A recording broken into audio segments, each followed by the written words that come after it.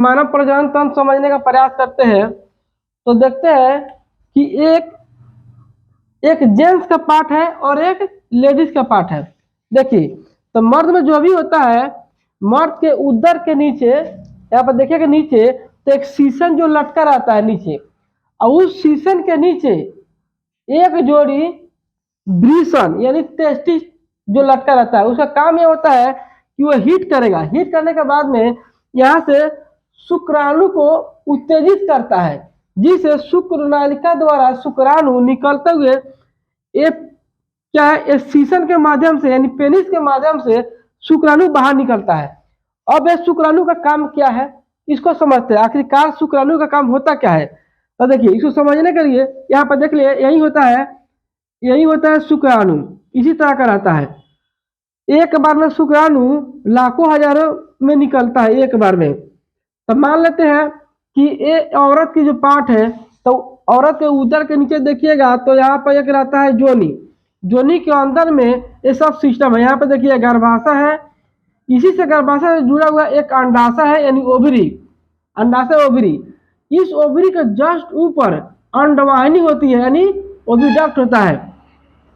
अब इस अंडाशय से जैसे देखिएगा कोई भी लड़की है तो उसका 12 बरिस हो जाता है तो उसका एएमसी चालू होता है।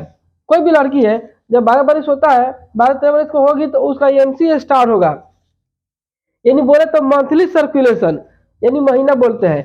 तो उस स्थिति में जैसे ये महीना का खत्म होगा तो ये अंडाशय से अंडाणु निर्मोचित होकर हर महीने 1 से 2 दिन तक इसे अंडाशय से अंडाणु निकल के ये अंडवाहिनी में आके रुकेगी। देखिए, जैसे महीना हुआ तो यहाँ से अंडाशय से अंडाणु निकलेगा और अंडाणु निकलने के बाद में ये अंडवाहिनी में जाके रुकेगी। अब मान लेते कोई लड़की है, उसका शादी नहीं हुआ है, तो ऐसा थोड़ा है कि नहीं निकलेगा। अगर एमसी चालू है तो होगा, यहाँ से अंडाशय से अंडाणु निकलेगा और हर महीने निर्मोचित होकर अंडवाहिनी में आके रुकेगी। और मान लेते हैं कोई सेक्सुअल नहीं हो रहा है तो ये अंडाणु यहाँ पर निर्मोचित होकर फिर से निष्क्रिय यानी मर जाएगा। हर बार ऐसा ही होगा। जब उस लड़की का शादी होता है तो मान लेते हैं यहाँ से शुक्राणु है, इस शीशन के माध्यम से शुक्राणु इसके अंदर जाएगा, तो यहाँ से शुक्राणु जाएगा और यहाँ से अंडाशय से अंडाणु निकल कर अंडवाहिनी में आएगी। तो अंडाशय से अंडाणु निकलकर अंडवाहिनी में तो हर बार आ रहा है, उसी तरह आएगा। ये शीशन के माध्यम से शुक्राणु इसमें रखा जाएगा। ये शुक्राणु जो है ये अंडवाहिनी में आके अंडाणु से क्या बनेगा, ये जाके मिलेगा। तो मिलने के संबंध में उसको हम निषेचन कहेंगे, यानी अंडाणु और शुक्राणु जब दोनों एक साथ मिलेगा तो उसको हम बोलेंगे निषेचन यानी फर्टिलाइजेशन। जब ये फर्टिलाइजेशन हो जाएगा, निषेचन हो जाएगा, तो इसी नली से होकर के ये गर्भाशय में आता है। देखता है कोई औरत का छोटी ऑपरेशन कराया जाता है तो इसी नली को काटा जाता है, इसी नली को काटा जाएगा। यहाँ से अंडाशय, तो अंडाशय से अंडाणु आएगा, इसमें आएगा, और यहाँ से शुक्राणु भी जाएगा, मिलेगा। लेकिन मिलने के बाद में ये वाला पार्ट से ये गर्भाशय में नहीं जाएगा, यहीं पर निष्क्रिय हो जाएगा। तब मान लेते हैं यहाँ से शुक्राणु और अंडाणु निकलते हुए गर्भाशय में आया, और गर्भाशय में क्या करेगा, गर्भ धारण करेगा बच्चा के रूप में।